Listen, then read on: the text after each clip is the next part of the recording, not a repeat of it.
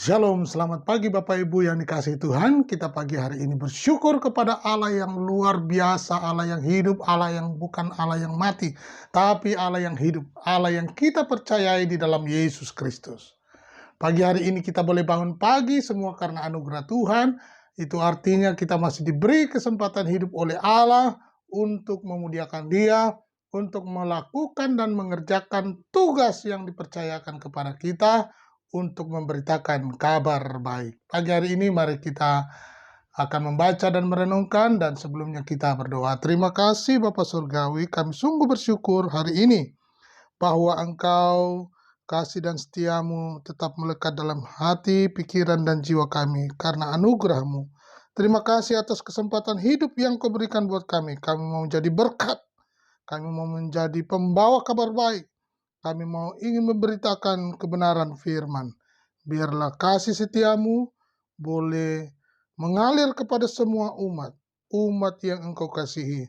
Kami percaya melalui media ini, namamu dimuliakan, berita Injil diberitakan, kabar baik disampaikan, sehingga dari ujung ke ujung dunia, kabar baik semua terdengar. Terima kasih Bapak, kami mohonkan ini dalam nama Tuhan Yesus Kristus. Haleluya, amin. Nah Bapak Ibu, kita akan membaca di dalam 1 Petrus pasalnya yang keempat ayat 12 mulai. Firman Tuhan berkata, saudara-saudara yang kekasih, janganlah kamu heran akan nyala api siksaan yang datang kepadamu sebagai ujian seolah-olah ada sesuatu yang luar biasa terjadi atas kamu. Sebaliknya bersukacitalah sesuai dengan bagian yang kamu dapat dalam penderitaan Kristus, supaya kamu juga boleh bergembira dan bersukacita pada waktu Ia menyatakan kemuliaannya. Berbahagialah kamu jika kamu dinista karena nama Kristus, sebab roh kemuliaannya itu roh Allah ada padamu. Janganlah ada di antara kamu yang harus menderita sebagai pembunuh atau pencuri atau penjahat atau pengacau. Tetapi jika ia menderita sebagai orang Kristen, maka janganlah ia malu, melainkan hendaklah ia memuliakan Allah dalam nama Kristus itu. Karena sekarang telah tiba saatnya penghakiman dimulai, dan pada rumah Allah sendiri yang harus pertama-tama dihakimi. Dan jika penghakiman itu dimulai pada kita, bagaimanakah kesudahannya dengan mereka yang tidak percaya pada Injil Allah? Dan jika orang benar hampir-hampir tidak diselamatkan, apakah yang akan terjadi dengan orang-orang fasik dan orang berdosa? Karena itu, baiklah juga mereka yang harus menderita, karena kehendak Allah menyerahkan jiwanya dengan selalu berbuat baik kepada pencipta yang setia. Amin. Perikop pagi hari ini, bagaimana seorang hamba Tuhan sebagai seorang Kristen menjadi pembawa kabar baik, dikatakan menderita sebagai orang percaya. Nah, perhatikan Bapak Ibu.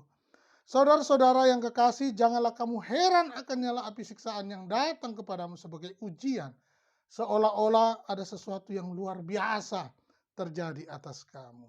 Sebaliknya, bersukacitalah sesuai dengan bagian yang kamu dapat dalam penderitaan Kristus, supaya kamu juga oleh bergembira, bersukacita pada waktu Ia menyatakan kemuliaannya. Nah, Bapak Ibu yang dikasihi Tuhan, diingatkan lagi kepada kita bahwa berbicara tentang pencobaan, ujian, penderitaan dialami semua orang, baik orang percaya maupun tidak percaya akan mengalami penderitaan.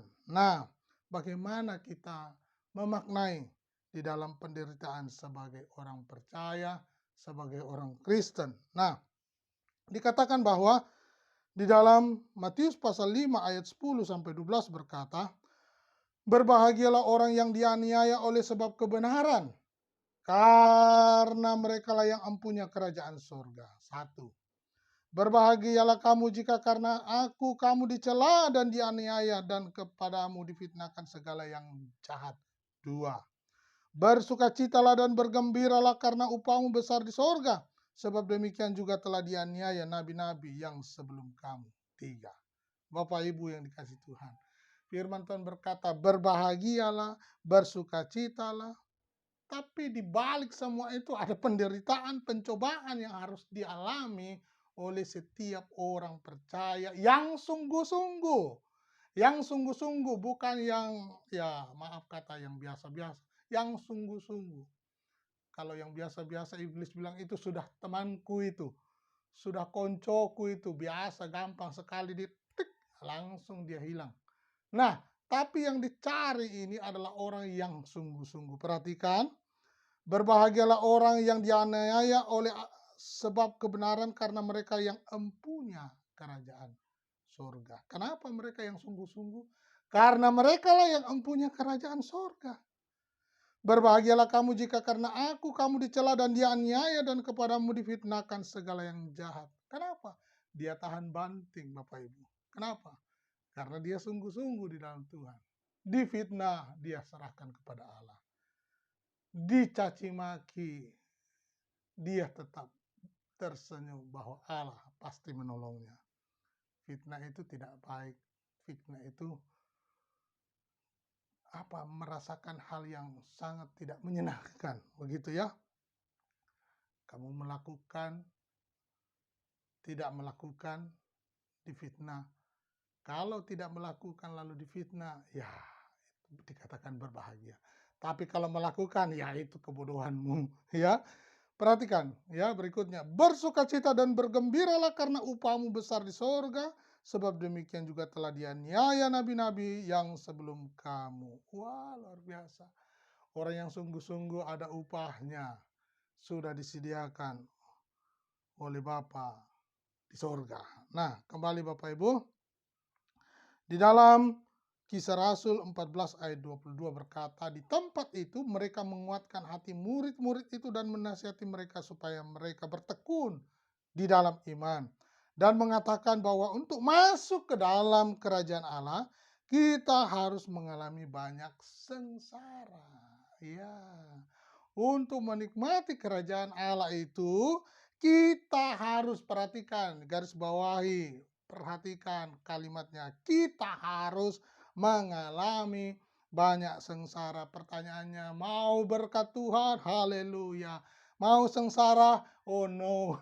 Ini dia Bapak Ibu. Perhatikannya kalimatnya, bahwa untuk masuk ke dalam kerajaan Allah kita harus mengalami banyak sengsara, aniaya, penderitaan, kesukaran, kesulitan, penderitaan, sakit, penyakit, fitnah, cemooh, ya, kata-kata yang tidak baik mendengarnya entah dari orang luar ataupun teman sepelayanan, cemooh, apalagi banyak hal Bapak Ibu. Tetapi ingat bahwa melalui semua itu dikatakan kita bisa menikmati kerajaan Allah. Selama di bumi ini, kerajaan Allah pun hadir bagi Bapak Ibu yang sungguh-sungguh di dalam Kristus Yesus. Nah, Bapak Ibu, 2 Timotius 2 ayat 12 berkata, jika kita bertekun, kita pun akan ikut memerintah dengan dia. Jika kita menyangkal dia, dia pun akan menyangkal kita. Hai Sahrum, engkau berhak memerintah dengan aku. Atau kalimatnya, hai Sahrum, aku tidak mengenalmu. Sorry ya. Nah, ini dia Bapak Ibu yang dikasih Tuhan. Perhatikan. Jika kita bertekun, kita pun akan memerintah dengan dia. Jika kita menyangkal dia, dia pun akan menyangkal kita. Jadi kuncinya, tetap bertekun di dalam dia.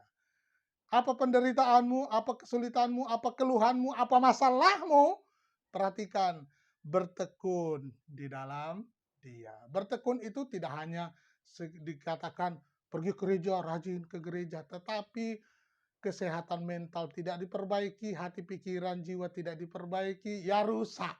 Ya, dikatakan bertekun itu oleh firman Tuhan dibaharui dari sehari ke sehari. Firman Tuhan itu membaharui hidup kita. Kita membaca firman Tuhan. Kita mau melakukan firman-Nya. Ya, jadi jangan lupa bertekun di dalam Dia.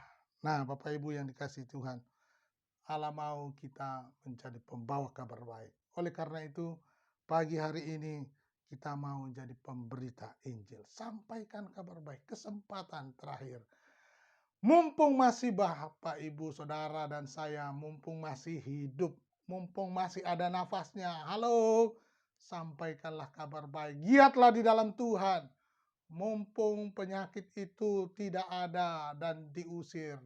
Dan bersyukurlah kepada Allah bahwa Anda di dalam pemeliharaan Tuhan. Jangan santai, jangan tidur, bangunlah, giatlah di dalam Tuhan. Biarlah pagi hari ini mengingatkan kita bahwa kita adalah miliknya. Kita mau giat di dalam Tuhan. Tuhan Yesus memberkati.